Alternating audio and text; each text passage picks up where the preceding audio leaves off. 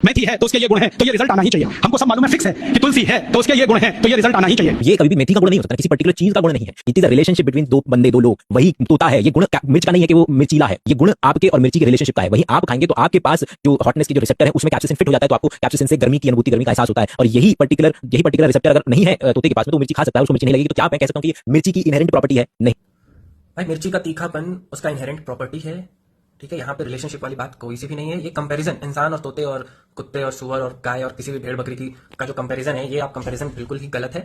रही बात इंसानों की, तो हर एक इंसान में तीखेपन का रिसेप्टर है। ठीक है, तो अब उसको हॉटनेस कितना फील होगा, कितना नहीं होगा, that is on the tolerance of that person. ठीक है, वो टॉलरेंस की बात है। ठीक जैसे कि मैं एक एग्जांपल अगर देना चाहूं, तो अगर मैं एक किसी नाइफ को लेकर के अगर मैं कट करूं तो ब्लीडिंग होगी ही होगी। ठीक है, ऐसा कुछ नहीं है कि ब्लीडिंग नहीं होगी। अब ब्लीडिंग ज्यादा हो रहा, कम हो रहा, दर्द ज्यादा हो रहा, कम हो रहा, ये person to person definitely vary करेगा। ठीक है, इसका मतलब ये नहीं कि ब्लीडिंग और चाकू का जो इनहेरेंट प्रॉपर्टी है वो कट करना, ठीक है, शार्पनेस, ये चाकू का इनहेरेंट प्रॉपर्टी है। यहां पे अगर हम रिलेशनशिप एस्टेब्लिश करने लग जाए तो ये बिल्कुल बेतुकी बात है।